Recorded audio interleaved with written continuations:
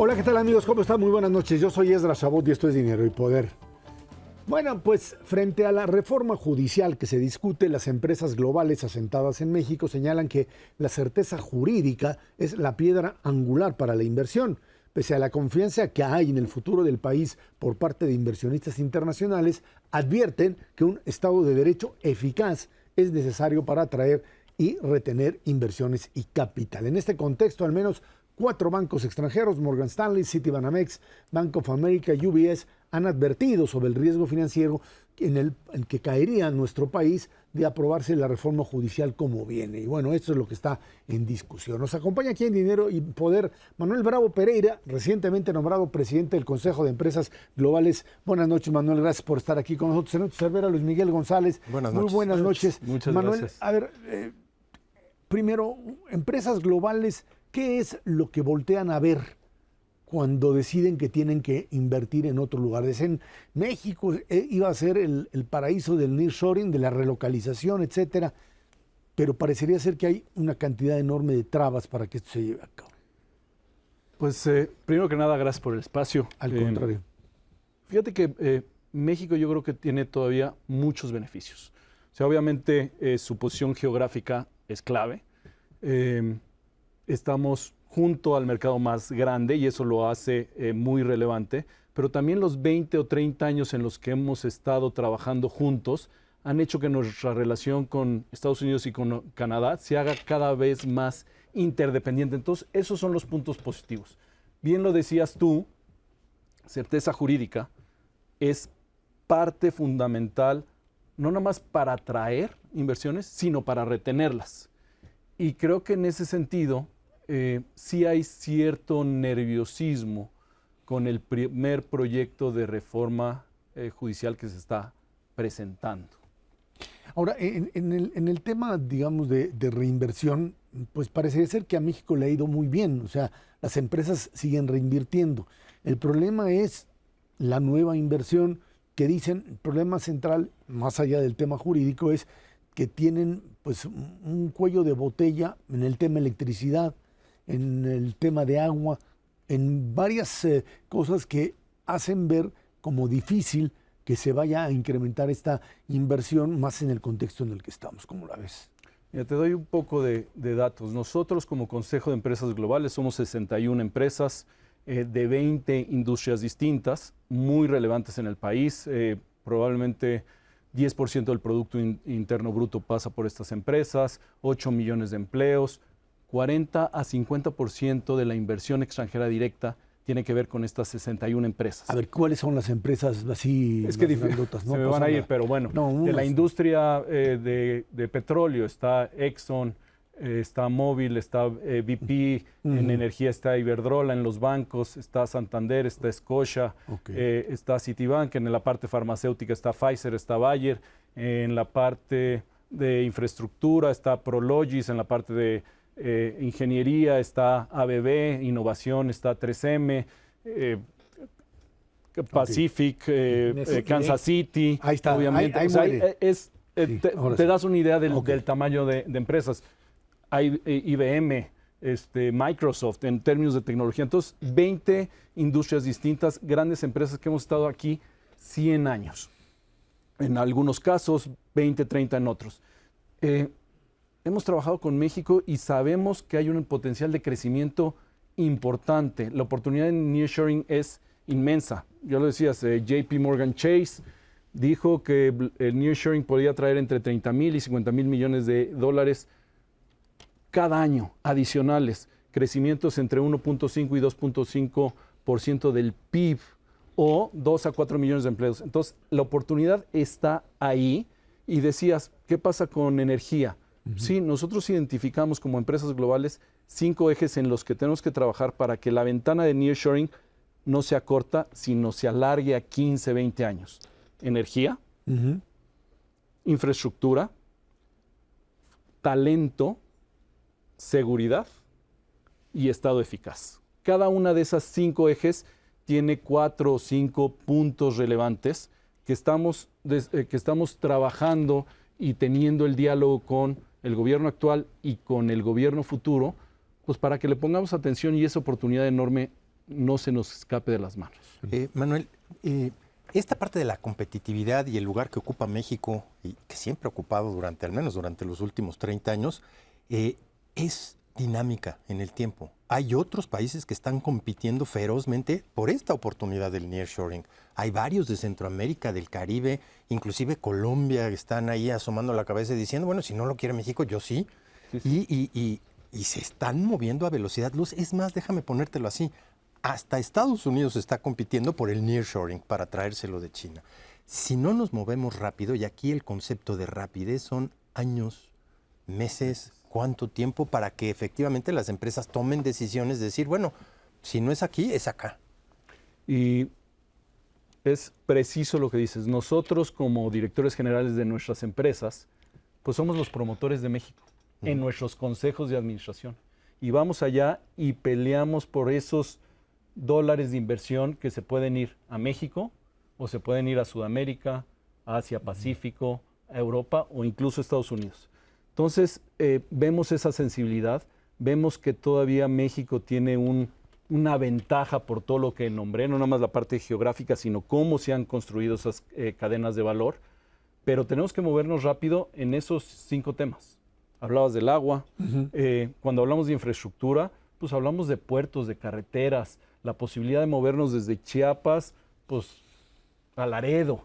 Y obviamente en energía, todas nuestras compañías tienen compromisos al 2030 y al 2050 en términos de cambio climático. Entonces necesitamos un pacto con el gobierno en el que nos movamos a balancear de energías fósiles a energías renovables, además de que sean suficientes y accesibles. Y no hablemos de talento, muy importante. Talento hoy empieza a ser un cuello de botella, tenemos que trabajar de la mano las industrias, que somos tractoras de otra proveeduría y con el gobierno también, a generar programas duales que permiten tener mejor talento, a seguir creando semillero en secundaria, prepa y técnicas, para que todos esos dólares encuentren en México el talento requerido para hacerlo productivo. Manuel, hablas de diálogo, hablas de un pacto. ¿Qué esperas del próximo gobierno y cómo calificas el diálogo en este momento tan delicado, tan importante? Me refiero a un momento donde están discutiendo reformas que eventualmente pueden cambiar las reglas del juego. Ustedes han pedido, como Consejo de Empresas Globales, Estado de Derecho, pero también estabilidad en las reglas del juego. Es correcto. Me parece que el diálogo empieza. Siempre hemos sido, obviamente como compañías globales, respetuosos de la ley y siempre hemos estado en favor del diálogo, de tender puentes y poner la posición, porque creo que tenemos la ventaja de estar normalmente en 100, 120 países y poder traer mejores prácticas e ideas que nos hagan a nosotros como México un mejor país, un lugar más atractivo. Entonces, tuvimos buenas conversaciones con la Secretaría de Economía. Estamos empezando buenas conversaciones con el futuro secretario de Economía y sus subsecretarios. ¿Y por qué empezamos ahí? Porque también se viene la revisión del TEMEC. Y creo que ahí tenemos que estar muy preparados como país, incluyendo las instituciones, la industria privada y el gobierno, para encontrar cuáles son los puntos de dolor que tenemos en ese tratado, cuáles son los puntos sensibles y llegar lo mejor preparado para tener una discusión que nos permita a todos seguir con este beneficio que es tener el Tratado de Libre Comercio con Canadá y Estados Unidos. Hablas de puntos de dolor. ¿De cuáles nos puedes hablar ahorita? Ya mencionaste energía y agua. Ha habido temas hay puntos interesantes con semiconductores, hay puntos en la parte de agricultura, ¿no? El tema de maíz transgénico. hay cuestiones relacionadas con el área farmacéutica en la cual hay oportunidad. Y yo creo que mucho lo que se tiene que limar son los puntos de controversia, cómo los hacemos más rápido. Temas de trabajo, de fuerza de venta, siempre ha sido un tema en el que pues los dos países se sientan a platicar cómo resolverse.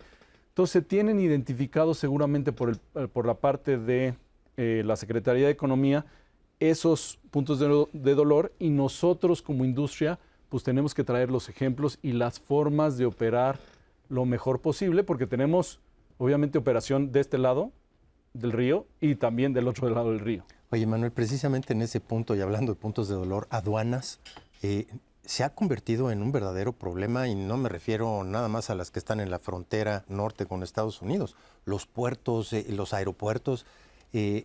¿Qué tan problemático es para ustedes para poder seguir detonando el negocio hacia adelante?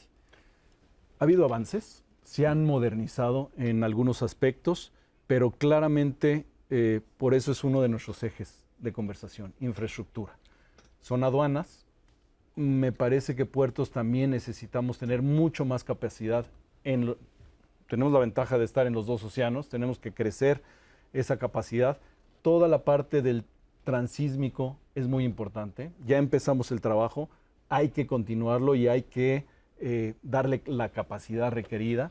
Aeropuertos, obviamente el AIFA para temas de carga ha resultado pues una solución para algunos de nuestros socios incluso, y no nada más en la parte física.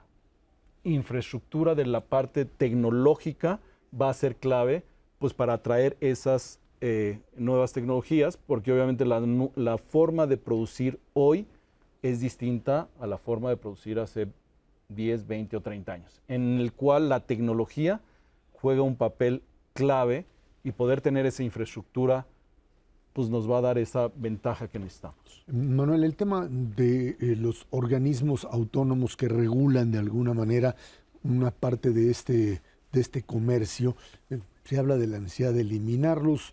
¿Qué tanto esto afectaría en términos de la propia confianza de las empresas, bajo el principio de que, por un lado, algunos están vinculados con el Tratado México, Estados Unidos, Canadá, que como bien dice se va a revisar, y otros que pues son algo así como la garantía que tú le pones al inversionista de que no habrá, digamos, abusos de autoridad?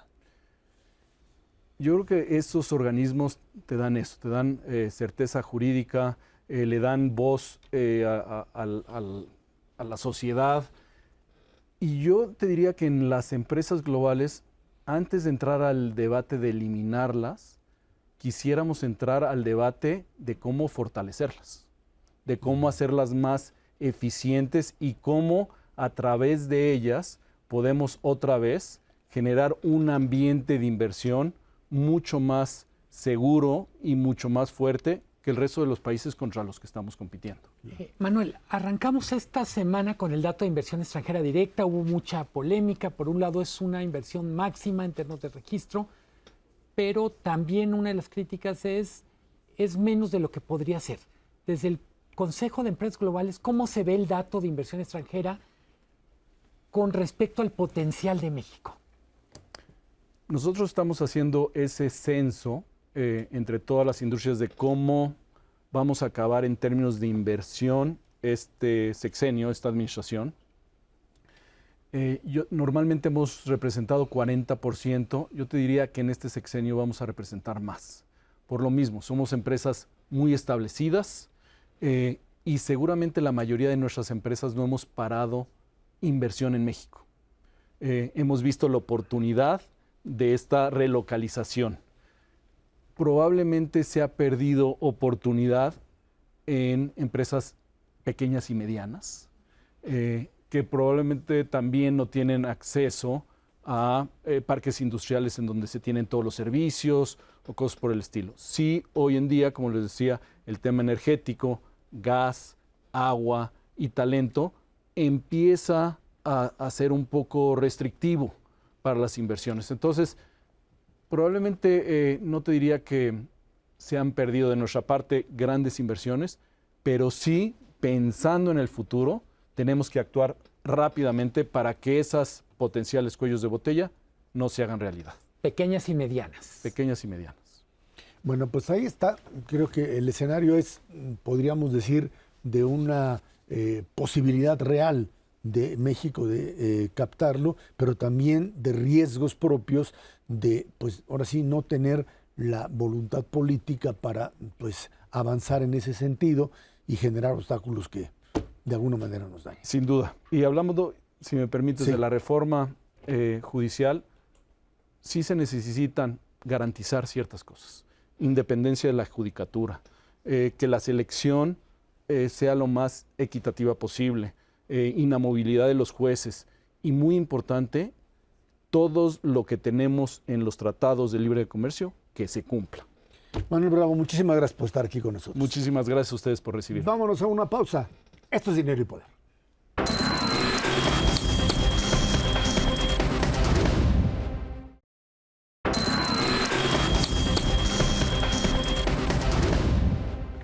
Bueno, pues el domingo el Consejo Coordinador Empresarial emitió una carta en la que exhorta al Instituto Nacional Electoral y al Tribunal a realizar las asignaciones de las curules plurinominales que permitan el equilibrio democrático en el Congreso de la Unión y que Morena y sus aliados no tengan de esta manera una sobrerepresentación. Anoche la Comisión de Prerrogativas del INE votó unánimemente en favor de esta sobrerepresentación de Morena y sus aliados. El viernes, el día de mañana, se votará en el Pleno del Instituto y la próxima semana seguramente se va al Tribunal Electoral. Volvemos al pleito del día de la elección. Hay quien dice, yo creo que así se los chamaquearon porque primero el convenio de los partidos, o el convenio que estableció Morena con el PT y el Verde, hablaba de esta posibilidad de transferencia de votos como tal.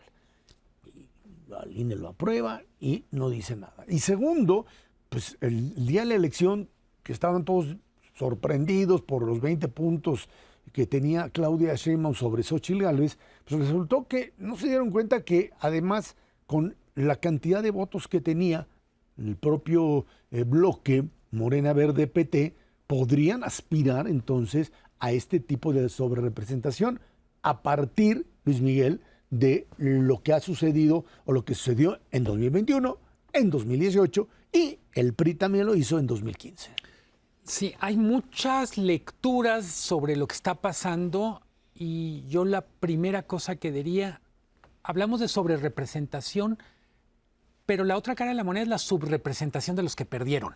Se van para abajo. Estamos hablando del que gana, el que gana con 54 se queda con 73% más o menos de las curules, pero el que pierde con 46 se queda con menos de 30%. Creo además que no solo esta obra de teatro no solo está ocurriendo en un escenario que son las autoridades electorales. Hay que ver lo que está pasando en el PRI, en el PAN, que no son hechos tan desconectados. En la práctica tenemos que lo que en la segunda mitad de este sexenio fue un bloque opositor, ahora ya está prácticamente desmoronado. Vemos que está en manos de muy pocas personas la decisión, me refiero a los consejeros del INE, los magistrados del Tribunal Electoral, y he escuchado, ayer escuchamos mucho a uno de los consejeros del INE decir, esto ya ha ocurrido, es verdad que no es la primera vez que hay una sobrerepresentación, pero nunca una sobrerepresentación había tenido tanta importancia. Entonces yo diría, no es lógico, no es sensato decir, porque ya pasó en el 21, en el 18, en el 15, no pasa nada. Esta vez la sobrerepresentación tiene una especie de efecto carambola que es gigantesco y que nos remite a la aprobación de un montón de reformas constitucionales. Ahí está. De plano, es la aceptación tácita de parte de los que ganaron de decir, está mal, pero no importa. O sea, y eso, sin duda alguna, tiene connotaciones muy importantes hacia adelante. Hay demasiado en juego con las 18 reformas constitucionales que vendrán durante septiembre, como para poder elucubrar o filosofar si es bueno o no bueno para el país una sobrerepresentación y con ello llevarse a la democracia entre las patas o no. Para ellos es importantísimo, para la oposición aparentemente no es tal. Están hechos un desastre el PRI y el PAN, y los que están dando la pelea son, por una parte, el sector empresarial, que no cabe la menor duda que sacó el pecho y estuvo ahí para decir ciertas cosas. Que no lo había hecho anteriormente. No lo había hecho en los últimos 5 años y medio. Eso hay que reconocer como tal, porque están viendo hacia adelante la posibilidad de que se consoliden muy rápidamente las otras 18 medidas constitucionales, cambios constitucionales, pues que sí tendrían un impacto muy importante sobre el entorno económico y sobre la inversión del país.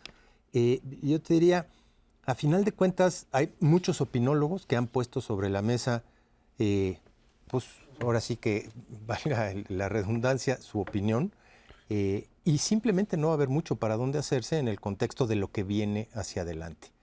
Lo lamentable del caso es que hacia adelante, hacia las siguientes elecciones que tengamos en el 27, en el 30, difícilmente vamos a poder cambiar, porque precisamente como va a haber una aplanadora en términos generales, volver a un sistema más democrático, pues va a tener prácticamente la imposibilidad de darse un tiro en el pie el que ejecuta y gobierna. A ver, nomás un momentito.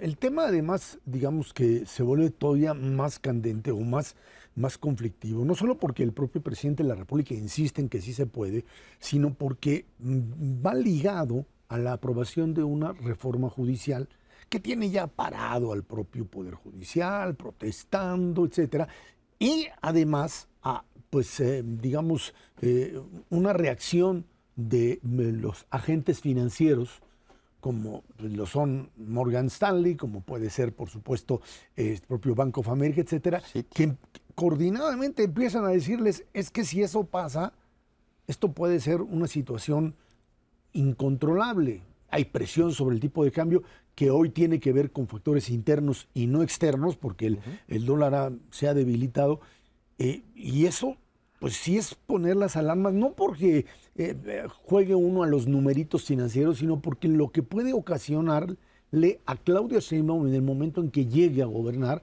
con una situación todavía mucho más complicada. Totalmente.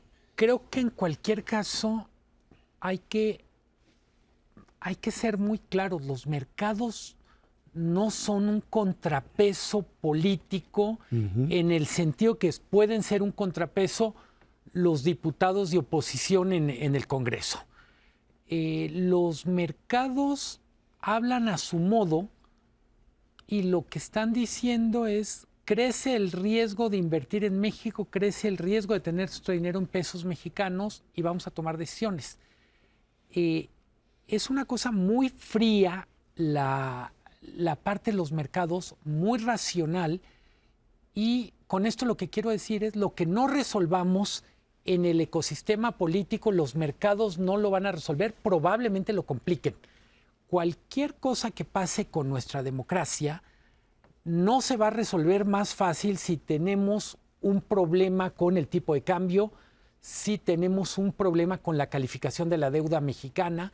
Dices bien tú, aparentemente lo que significa para Claudia Sheinbaum es tener un Congreso totalmente a favor de ella, pero es esta paradoja de va a tener más poder en el Congreso, pero un escenario mucho más complicado en lo económico.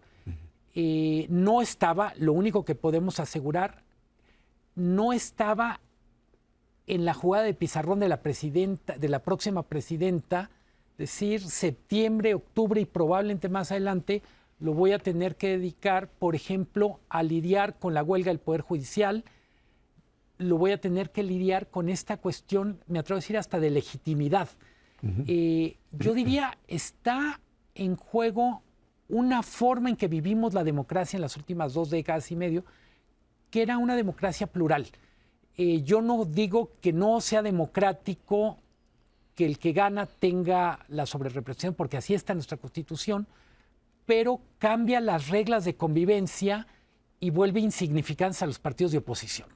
Y dicho de otra manera, con peras y manzanas, literalmente estos agentes financieros internacionales ven mucho más allá que el diferencial de tasas de interés. Sí hacen una evaluación institucional de las cosas, a lo mejor se hicieron guajes, igual que los empresarios durante los últimos 5 años y medio, y vieron solamente el diferencial de tasas de interés, suponiendo que las condiciones macroeconómicas, especialmente vinculadas con el déficit público, no iban a cambiar.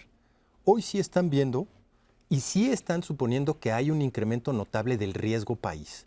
El riesgo país hacia adelante es uno de los factores fundamentales. Y no solamente son eruditos que están sentados en los bancos y que dicen esto está más riesgoso, hay que meter nuestro dinero del otro lado. Hay fondos de pensiones importantísimos en el mundo entero que tienen las pensiones de muchos trabajadores de Estados Unidos, de Canadá, inclusive de Europa, que están invertidos en México. Y frente a un incremento del riesgo país, no es que haya unos analistas que digan ahora sí es momento de irnos, es que en automático tienen la obligación de salirse porque si no van en contra de ellos mismos. Eso en cuanto se diera la degradación de la calificación. Y nada más algo, hay que recordar que la gran apuesta de la transición democrática mexicana es no se puede reformar nada si la gran mayoría no está a favor de ello. O sea, que era lo que defendía el PRD en su momento, lo que defendían los panistas y los priistas decían no, y finalmente tuvieron que conceder. Hoy estamos regresando al hecho de que una sola fuerza política como tal, llámale coalición o partido, puede cambiar la Constitución. Totalmente. Y hay que, si hacemos una especie de repaso rápido de qué es la oposición en este momento, tenemos un PRI en proceso, literalmente, está en proceso de quiebra.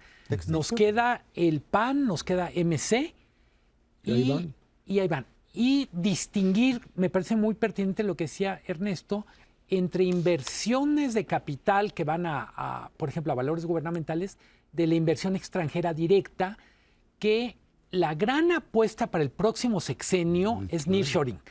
Si lo que hacemos como consecuencia de estas reformas es hacer menos atractivo a México para captar esa inversión del nearshoring, la gran pregunta es, ¿y entonces de dónde va a venir el crecimiento? A ver, Ernesto, el tema rápidamente es el siguiente. ¿Esto puede ser controlado? ¿Se puede controlar en algún momento? ¿O estamos ya en un camino que sería prácticamente imposible de detener? Yo creo que es imposible que vengan en septiembre estas reformas. Puedes hablar con los agentes involucrados hacia adelante, tratar de que confíen en ti. O sea, no lo puedes hacer en días. Te va a costar mucho trabajo hacerles ver que efectivamente estás del lado de la legalidad y que eso no va a cambiar de la noche a la mañana, porque ahora va a haber una nueva constitución y sobre esa nueva constitución habrá muchos agentes que dicen yo así no le entro. Vámonos a una pausa y de regreso platicamos con usted sobre la economía mexicana, otra vez el tema inflación que baja y también el tema de consumo que se detiene. Esto es Dinero y Poder.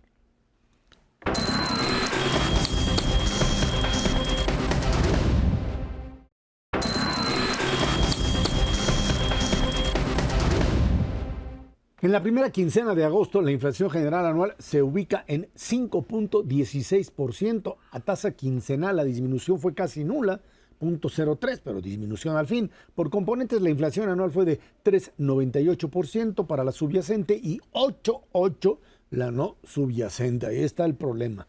El Producto Interno Bruto registra un alza anual del 1% y trimestral del 0.2%.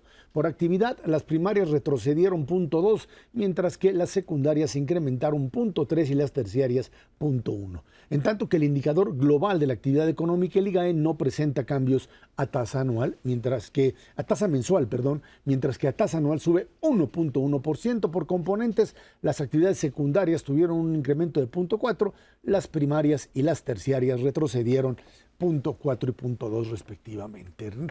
Cervera, estamos ante una situación, diría yo, donde pues la buena noticia es que la inflación subyacente, la que habla de precios controlados, etcétera, pues ahí va cayendo.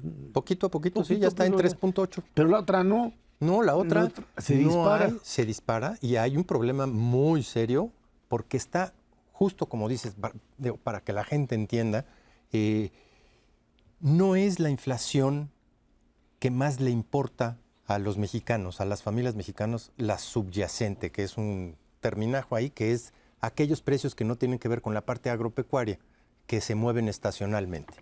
La que le importa a las familias mexicanas es precisamente la alimentaria, y esa no está en 8.8%, está bastante más alta. Frutas, verduras, cárnicos, pecuarios, están con inflaciones arriba del 15%. Esa es la que verdaderamente le pega a los bolsillos. Y cuando tienes que cubrir ese gasto, porque ni modo que no le des de comer a tu familia, le necesitas reducir el gasto a otros. Y por eso el consumo empieza a reprimirse. No le importa tanto la tasa de interés, pero sí le importa que tenga que dedicar una mayor cantidad de su gasto mensual a gasto que específicamente le sale más caro todos los meses. En ese contexto, pues está complicado porque para adelante es un problema de oferta. No está fácil reducir la inflación, especialmente en frutas, verduras y cárnicos, en el contexto pues, que tuviste un muy mal año. En la primera parte del año conseguías, en la segunda parte, con inundaciones, las dos te pegan terriblemente al sector agropecuario y aunque tengas ya un poquito mayor nivel las presas, pues eso se te verá reflejado hasta el siguiente ciclo agrícola, hoy no. Y por otra parte, pues la presencia del crimen organizado que literalmente te está extorsionando cierto tipo de productos agroalimentarios que también son cruciales para la familia mexicana. Sí tienes un problema todavía inflacionario que no se va a resolver con un Banco de México manteniendo la tasa de interés donde está o siquiera subiéndola. Hacia adelante va a tener que haber intervención por el lado de la oferta para que pueda haber más. No para decir, tráiganla de otros lados. No, hay cosas que no se pueden traer. ¿De dónde vas a traer el aguacate o el limón? A ver, el miel, esto hay que conectarlo con el otro tema, que es el tema de crecimiento económico, que habíamos dicho venía cayendo. Parece que esto ahora sí que no se detiene. Me refiero a la caída, por supuesto. ¿Qué es lo que nos están diciendo los datos de crecimiento? La última fotografía, el primer semestre fue más malo de lo que se esperaba. Está abajo de cualquiera de las proyecciones que tenían, me refiero a gobierno, pero también me refiero a privados y organismos internacionales. No llegamos ni al 1.5% de crecimiento en el primer semestre. Literalmente eso estaba fuera del guión. Ese iba a ser el semestre bueno dentro del año. Nos adentramos en el segundo semestre con la certeza de que la economía va perdiendo fuelle. Había dos motores, uno era la demanda que viene de Estados Unidos y la otra el consumo interno. En los dos tenemos señales raras. Consumo interno está bajando, pero no todo el consumo interno, también hay que decirlo. Ventas de coches están subiendo mucho. Mi teoría personal es el coche para muchas familias, para muchas personas, es una forma de protección patrimonial. En un momento de incertidumbre, dicen, ¿dónde puedo poner mi dinero de tal manera que tenga algo que valga? Y muchas optan por comprar coche. El otro aspecto que es muy importante es el crecimiento está mandando señales de baja inversión privada, inversión pública. Esto nos remite al tema al que hablábamos en el bloque anterior. La solución a los temas económicos tiene que ver con confianza, con Estado de Derecho. No son solo variables económicas, como decir qué hacemos con la tasa de interés, qué hacemos con, literalmente, con algunas regulaciones, es cómo generas confianza para que haya más inversión y de alguna manera entremos en un círculo virtuoso. De inflación, un solo comentario, ya empezamos a hablar de narcoinflación. Cuando tenemos neologismos, nos permite asomarnos al tema, pero también nos coloca en esta situación patética donde la economía cada vez dialoga más como en el crimen organizado, porque si no entendemos lo que está haciendo el crimen organizado en la economía, no estamos entendiendo un actor clave en la obra. Y estaríamos pensando fundamentalmente en todos estos productos, Ernesto, como limón, aguacate, etcétera, que ya se manejan dentro de esta lógica de no solamente cuánto se produce por temas de sequía, etcétera, sino también por los costos asociados específicamente al derecho de piso, a tener que pagar no solamente el impuesto normal que tienes que pagar a gobierno, sino también a criminales, ¿no? Y ojalá se quedara nada más ahí, porque ya tendrías por lo menos elementos informativos para el gobierno de dónde intervenir y cómo hacerle. Es una decisión completamente diferente si lo haces o no, si intervienes para controlar este tipo de extorsiones. El problema es que no anticipas las que vienen hacia el futuro. Por ejemplo, una de las cadenas productivas más importantes para las familias mexicanas es el agua potable.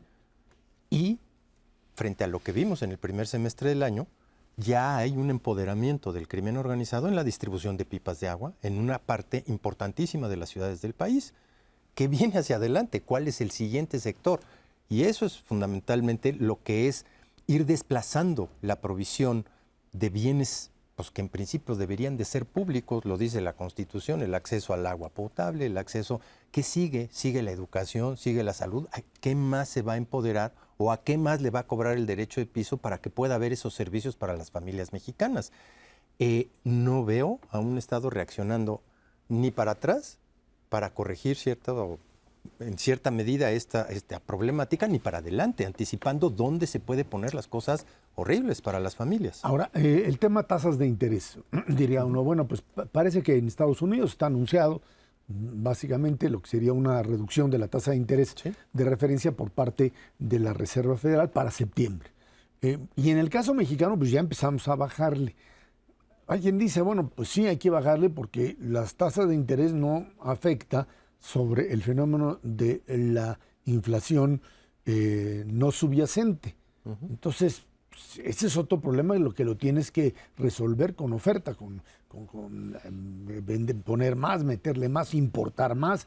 Y en ese sentido, el problema también está ligado a lo que platicábamos en el bloque anterior, presiones de inversionistas con respecto a temas que tienen que ver finalmente con el flujo de divisas, ¿no? El dilema para el Banco de México es bastante complejo. Primero, le toca eternar el costo del dinero, que a estas alturas no está siendo tan relevante para el control de la inflación.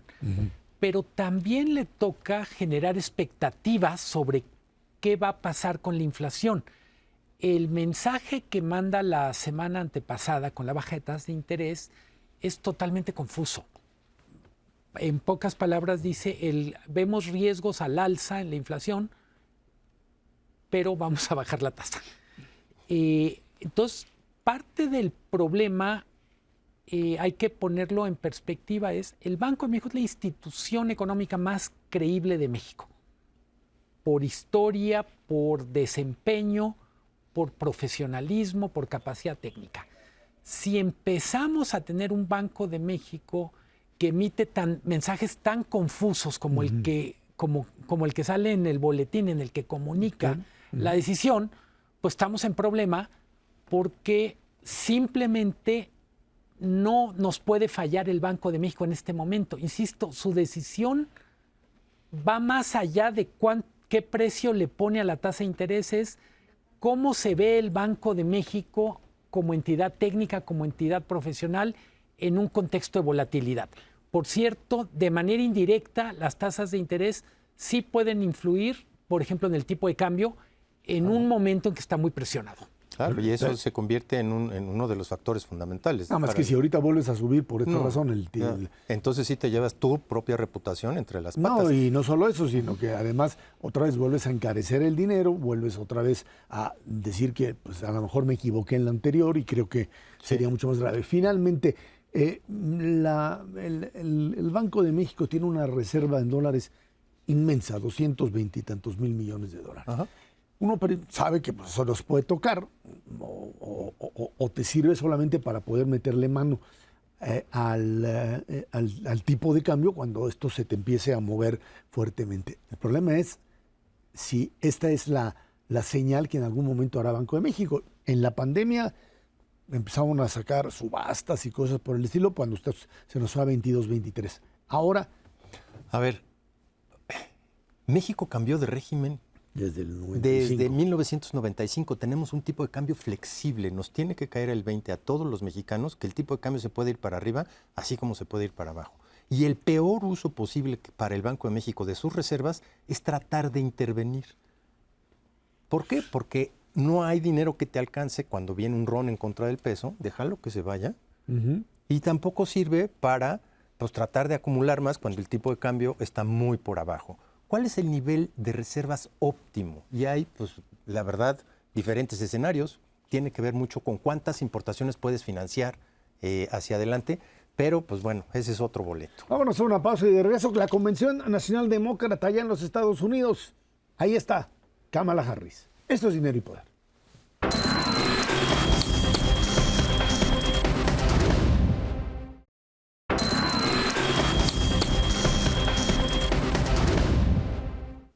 Esta semana inició la Convención Nacional Demócrata en los Estados Unidos, en la que Joe Biden cede la candidatura presidencial a Kamala Harris. Bueno, pues participaron Michelle y Barack Obama, Hillary Clinton, quienes le pegaron duro a Donald Trump y señalaron sentirse amenazado y tener una estrecha y limitada visión del mundo. Le pegaron como nadie lo había hecho. De acuerdo con CNN, la campaña de Trump ha tenido dificultades para enmarcar la conversación, o sea, para tratar de responder a este entorno con una Kamala Harris que, bueno, pues ahí está. Las encuestas le dan ventaja, ABC News, Washington Post, Ipsos, le dan ventaja, unas de 5 puntos, otras de menos, pero ahí está, me parece, este show que se armaron. Trajeron artistas, trajeron de todo. Oprah Winfrey vino el día de ayer, estuvo allí y prendió a la gente. Toda una serie de digamos, gente que por un lado eran políticos que son atractivos, que saben hablar, y por otro lado figuras de la sociedad que de alguna manera pues le dan el espaldarazo a una Hillary que... Perdón, a una Hillary hablaba también, a una Kamala que de alguna forma, pues la habíamos considerado, y creo que en este espacio lo habíamos hecho, que decíamos, no, es que no la dejaron crecer, Joe Biden quería hacer, y finalmente Biden toma la decisión que yo pensé que no iba a tomar como político en el poder, que es la de retirarse y decir, no gano. Y rápidamente Kamala logra situarse, logra armar la coalición con la que pues finalmente Biden ganó la elección y la vuelve a reafirmar con más fuerza. Se trae además a disidentes republicanos a hablar. O sea, a una jefa de prensa de Trump y hablan pestes de ella y cosas de él, perdón. Y en función de ello es que, pues la verdad es que la propia Convención Nacional Demócrata terminó siendo un rock show que posiciona por lo pronto a Kamala y por supuesto a Tim Walz como un candidato bastante popular en este sentido, Ernesto. Sí, definitivamente ha sido hasta el momento un éxito la Convención Demócrata. Están prendiendo a aquellos demócratas que siempre lo han sido, pero cuya intención de voto iba disminuyendo de manera dramática y de participar en unas elecciones, ahora se está revirtiendo y eso se nota en las encuestas de manera inmediata. El otro punto fundamental es esta coalición que logró hacer, no Biden, Obama, está recuperándose. Y se está recuperando de manera importantísima, no solamente en la intención de voto, sino en lana. Ha recaudado una cantidad verdaderamente importante, no Biden, no la campaña, Kamala. Y eso es fundamental. Y yo creo que el discurso clave, más allá de lo que uno puede decir, fue el de Obama. El de Obama tuvo una repercusión importantísima. Le puso una repasada a Trump del tamaño del mundo. Todos le han entrado verdaderamente a eso. Pero yo creo que dice, estamos enfrentando a una estadista contra un niño, en términos de sus argumentos y de sus insultos. Y eso le está quedando claro a la gente hacia adelante. ¿Hasta dónde puedes poner en riesgo a un país como Estados Unidos en manos de un niño vis a vis una estadista? Y eso, vamos a ver si permea o no. La verdad es que la diferencia sigue siendo pequeña, aunque se ha ido ampliando a través del tiempo y la moneda está en el aire. Hoy por hoy, como dicen por ahí, hay tiro precisamente en unas elecciones reñidas, pero donde Kamala sí ha sorprendido a propios extraños. Yo no sería tan optimista, creo que falta un largo tramo. El momento está ahora con Kamala, hay que acostumbrarnos a decir Kamala y no Carnala, ¿no? Ese es otro, pero ya no está. Bueno. Sí, estará. El momento está con la candidata demócrata, pero hay que recordar, por la forma en que se vota en Estados Unidos, hay 6 o 9 estados que van a hacer la diferencia y ahí todavía está muy cerrado. Claro. Además, tenemos que una parte de los partidarios de Trump son impermeables a cualquier tipo de argumento. Seguramente no vieron la convención demócrata. Yo pensaría, es una elección que hay mucho en juego. Hemos hablado de riesgos para México por lo que va a pasar en septiembre, etcétera, pero todavía el informe de Citibanamex al que hacía referencia dice uno de los mayores riesgos para México está en la elección de noviembre en Estados Unidos. Cuando me refiero a riesgos es factores que van a generar volatilidad, factores que van a generar inestabilidad. Yo diría, siguiendo lo que dice Ernesto, hay tiro, pero eso sí quiere decir hay incertidumbre.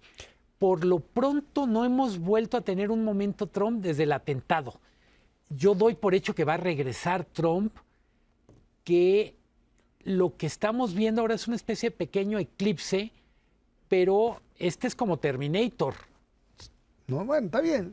Yo creo que sí va a regresar, pero a la cárcel, pero ese es otro problema. No, pero no hay que confundir lo que queremos con lo que las cosas son. A ver, no, yo te entiendo. En el momento en que Joe Biden apareció y estuvo en el debate con Trump, dije, esto se acabó. Todos dijimos, esto se acabó. ¿Sí? Se sale, le da la vuelta, empieza a jalar a sectores republicanos que perdieron el partido y lo dijeron abiertamente, se nos fue el partido. Ya no está el partido de John McCain, decían, ya no existe, se lo robó este cuate. Y bueno, pues finalmente empieza a haber cierto apoyo de ciertos sectores que sí se vieron afectados. La gran diferencia de la ocasión anterior es que era Trump en un escenario de jalarse a los sectores rurales, de medios, etcétera. Y hoy de repente está enmarcado, después de la experiencia de 4 años, después de traer la carga encima de ser un asesino, bueno, un criminal, vamos, asesino. Un delincuente. Un delincuente confeso, no confeso, sino un delincuente ya juzgado como tal.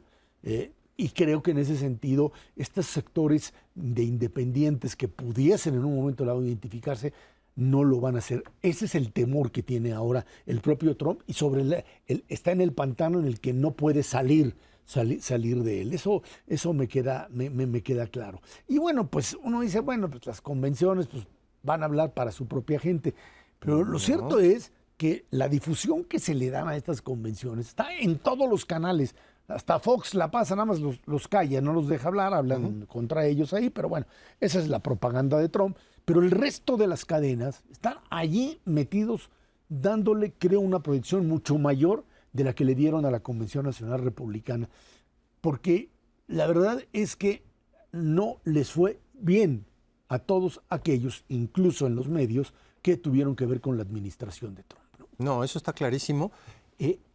Tienes toda la razón. La lucha por el centro de Estados Unidos está hoy más viva que nunca. Ese centro, tanto republicano como demócrata, había perdido la fe en Biden. Se está recuperando muy rápidamente en la parte demócrata y están tratando de robar la parte también republicana. A ese centro no le puedes convencer de votar por Trump con insultos o con argumentos infantiles. Sí les tienes que hablar con algo que vaya un poquito más allá y que sustente. Pueden ser promesas que no vayas a cumplir, pueden ser diferentes cosas, pero no las vas a convencer nada más diciendo que Kamala es mala. Pues no, Kamala es mala. Sí, les tienes que ofrecer algo que efectivamente los convenza de votar por ti. Y eso es donde no encuentran un mensaje que le haga daño más allá de los insultos tradicionales que pone sobre la mesa. Creo que un factor que va a ser muy relevante en la elección va a ser en qué estado llega la economía de Estados Unidos en el momento de la elección. Se dice, y no es una forma de simplificar la contienda electoral, que los estadounidenses votan con el bolsillo. ¿Cómo va a estar la inflación? ¿Cómo va a estar el crecimiento económico? Yo diría, a lo que hasta ahora sabemos, la gran variable desconocida es qué va a pasar con la economía, si puede la inflación efectivamente ser derrotada a tiempo y si la recesión se logra patear para 2025. Y yo te añadiría nada más que, pues, obviamente los 4 años del propio Biden como presidente sacaron, o sea, generaron esta imagen de, más allá del tema inflacionario, que si se fueron en exceso al gasto, finalmente hay una población que recupera poder adquisitivo, que tiene capacidad de identificarse, y creo en algo más que es también posible de analizar la experiencia Trump de los 4 años a sectores que se vieron que Obama era demasiado radical. Hoy ven a un Trump que definitivamente no les puede responder, no solamente por la edad, ahora se volteó el asunto, el viejo es él, pero además el discurso de un hombre que está cada vez, ahora sí que más fuera de sus cabales. La Noche Cervera, Luis Miguel González, muchas gracias. Gracias a usted que nos ve y nos escucha aquí todos los jueves, 10 de la noche, en el 11 Dinero y Poder. Muchísimas gracias y muy buenas noches.